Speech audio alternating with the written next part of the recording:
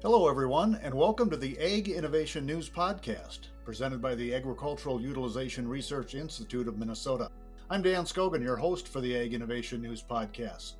Guests on this program will shed light on innovations in value-added agriculture, highlight important voices and work that's being done throughout the Minnesota ag sector, and educate the public about resources and organizations that support Minnesota agriculture. Today, we welcome to the Ag Innovation News Podcast David Eiynck. David, his wife Beth, and their sons own and operate Eiynck Farms up in Mahnomen County in northwestern Minnesota. They have diversified their operation to provide groated oats to the pet food industry, a true value-added process. They are also AURI's Ag Innovator of the Year. More on that later. But right now, David Eiynck, welcome to the Ag Innovation News Podcast. Thank you. Let's get started with some background. Tell us more about yourself, your family, and your farm operation. I grew up very close to where I live right now. I only made it about an eighth of a mile in life here. Bought the neighbor's farm as soon as I got out of college. The neighbor asked me if I wanted to purchase his farm, so I purchased his farm. And my dad only had about 360 acres, and we milked cows. We had 50 cows, and we were farrow to finishing about 600 to 800 pigs a year. Started farming with him as a partnership and then started expanding on my own. My dad retired shortly after I got back from college. Knew that I didn't want to milk cows the rest of my life and raise hogs. We had older equipment. We were in a stanchion barn. Just needed a lot of updates. So wanted to grow in the commodity business, and we ended up picking up some land. And in the beginning, it was tough to acquire land. So we tried to diversify on some other little things. We raised sugar beets for a while while we were milking cows, so it got to be a little tough in the fall trying to do both, but we just did what we needed to do to make it work. So started farming and just added land as it came along, and then 18 years ago, we had enough land where we could get out of the dairy business, so we got out of the dairy business. And then just kept on growing, got into more specialty crops. And after we did get rid of the dairy cows, we were into field peas. And one of our end users was looking for oat groats. So that's how I stumbled upon oat groats. If I'm tracking this right, you really began as what we think of as a traditional farmer or farm, got the ability to expand. But at what point did you know that you were going to go in a different direction, maybe away from up in that area, the soybean and the wheat and the barley, and try to diversify into something that was more of a specialty crop? Was that always kind of in the back of your head? No, it wasn't at first. Basically, we were just growing feed for our cattle and hogs. And so a lot of things change in life as you go, and you just make things work as you go along. Didn't have a lot of different crops in our rotation. So as we grew on the commodity side, kind of looked at ways to try to improve our cash flows and more revenue crops. And that's kind of when I decided that after just going to the regular conventional crop, decided I wanted to do a little better and try some more revenue crops. So that's when I decided we'd try to go in that direction. We grow, soybeans, corn, peas, wheat, barley, oats, dry beans right now. We try to do, our corn is a non-GMO into a specialty market. Barley, I would consider more of a specialty market. Oats, they're kind of a niche market also. And the peas. We've had good luck with growing field peas up here. We worked on a project kind of with AURI, and we actually put in some chickpeas one year also. The producer that wanted them, it didn't work out for him, but we tried to grow some chickpeas for him, and it worked. We were able to grow them, but a little bit too wet of a climate up here for chickpeas. Were you able to do most of this diversification with the equipment you had, or was it quite a changeover? We tried to use what we had. Most of the time it worked, but we have definitely changed some equipment and some of our practices a little bit to accommodate. But for the most part, we were able to use what we had. Now, I always have said groated oats, but you, I noticed, said oat groat. What's the real name of what you're processing up there, and what's it used for? It's the same thing. So we call them oat groats. I guess when we get POs or contracts and stuff from the end users, they call them oat groats. So I guess that's what I refer them to. And what's it used for? Oat groats are in a lot of different products, from human consumption to pet foods to small pig rations, A little bit of everything, actually. So even though your oat groats go into pet food, there really are numerous applications for that product? Yeah, there is. There's a lot of different things that oat groats are used for. It's more of a niche market, smaller market, but there's a lot of things that oat groats will go into. They're very healthy for you, very nutritious, beneficial that way. A lot of different uses for oat groats. And you process this right on your farm, is that right? Yes, right off the farm we had a plant, our old plant, and then last year we started building a brand new facility and demand increased. Our old plant wasn't able to keep up. We seen some market opportunities, so we decided we'd put up a brand new plant, and we worked with AURI on that project and built a new plant, processing oats there since May and going from there, and it's been fun. And in terms that I can understand, explain to me that process. What is the oat groat and how do you get to it? Oat groats are, I like to refer them to as one step before oatmeal. They're not steamed and rolled like you see in the can where you get from the grocery store. But basically, it's taking an oat, stripping it down to the meat, and then there's a process of cleaning and sizing and stuff, and that's how you get an oat groat. When I look at the pictures on the website, groat looks more like a wheat kernel to me than an oat kernel. It does, yeah. It kind of looks like a kernel of wheat. It's about the same size, kind of the same texture, a little softer than a wheat grain. So as you built up the process on this farm, was your capacity raised as well? Were you able to do more? And I guess is the industry looking for more capacity? Is there a high demand for a groated oat? Yeah, we started out very small. When we first started out our mill, we were doing one load of finished product in about 45 hours. When COVID hit, one of the end users asked if we would try to do more. They were having trouble sourcing them out of Canada. So we ended up growing. We actually doubled our size and we had a lot of older equipment and it just grew from there. We went from one load to 2 to 3 loads a week, and now we're doing about 6 to 8 loads a week. We have the capacity to do 8 to 10 loads a week fairly easy. Now that you're up and running with the new facility, is there anything that you wish you would have done differently? There's many things I'd have done differently, but that's just the process of building. Nobody says I wish I'd have built it smaller. But every building project seems to have adjustments, and we made a lot of adjustments as we were building. Just got to be kind of flexible, so kind of a unique situation. So we were pretty flexible and got things up and going, and we're still improving on things. It's kind of a, like I say, a unique process, so there's not a lot of information how to get it done really. So we're still improving on it. Coming up on a year now, we're still making some adjustments and making some improvements in our plan. Hopefully by fall, I won't have to make any more improvements or adjustments. Hopefully it'll just be a well-oiled machine by then. Explain the process, if you would. How do we get that groat out of the oat? Is it a crush? No, it's more of a impact, how to get it cleaned, and then it's a cleaning process after that to get it to the meat that you want. And what happens to the waste stream or the byproduct? So right now we are shipping it, a lot of it to dairy farmers, beef farmers, stuff like that.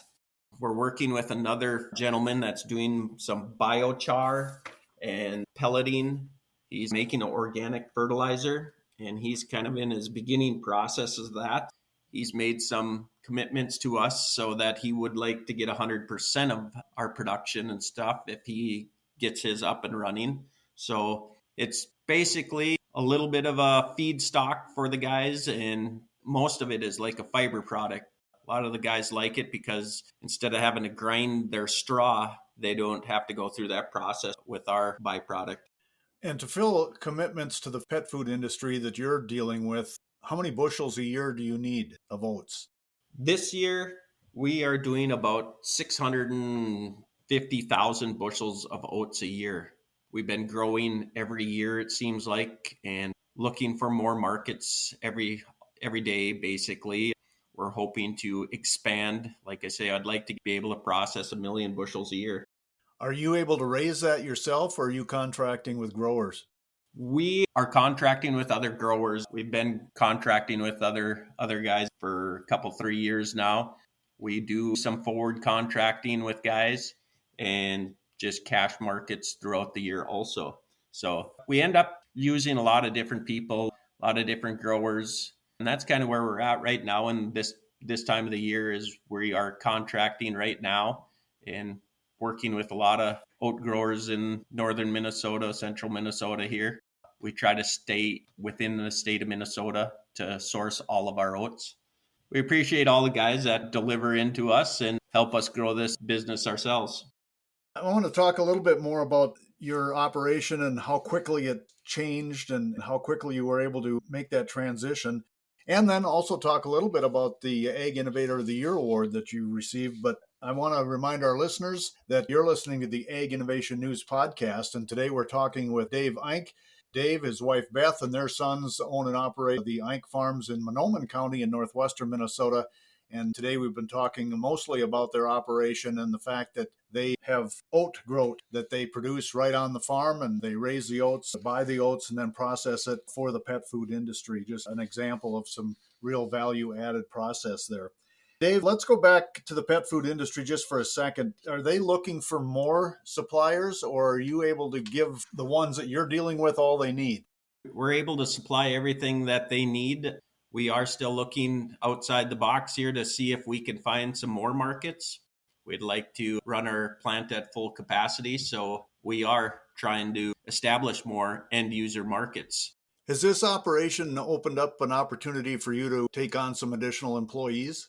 Yes, my sons are young, so making it able for us to absorb them into the farm with more competitive farming culture, so it was one way to absorb the boys back into the farm and keep things versatile on the farm by adding the mill to it also. As I listen to your story, Dave, it just seems like the whole expansion and the diversification occurred rather quickly. Was it a rather fast process for you? I would say no. It was a slower process. We started out slow, kind of research markets. I think anybody can build something. It's a lot harder to establish markets. I don't know. I consider 5 years slow myself. A faster moving person. So I always joke that I had patience, but I used it all. So I consider 5 years a slow process, but it's been fun. We've met a lot of great people, and it's been a very good learning experience. And it's just been a fun process. I'm guessing we've got some producers or farmers who are listening today that might want to try some expansion or diversify a little bit. What did you learn that you wish you would have known from the beginning? It takes a lot of time and research, being able to adapt to change. You think you have a plan set and it doesn't always go as you think it should. You got to be very flexible and just adapt to what gets thrown at you, I guess. Advice for those farmers who are thinking about following your footsteps? What would you like to share with them that they should take away from this conversation? Do lots of research before you get going. Make sure markets are available. Make sure you're able to adapt to the changing markets. Take the bumps in the road, both financially, emotionally, physically.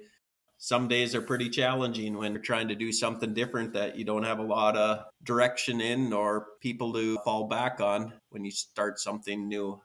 Just stay flexible and do your research is what I'd recommend.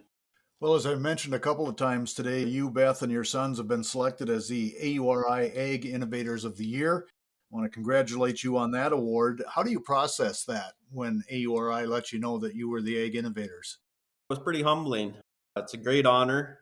Don't know if I've done anything different than any of the other innovators out there. Everybody has their own little story.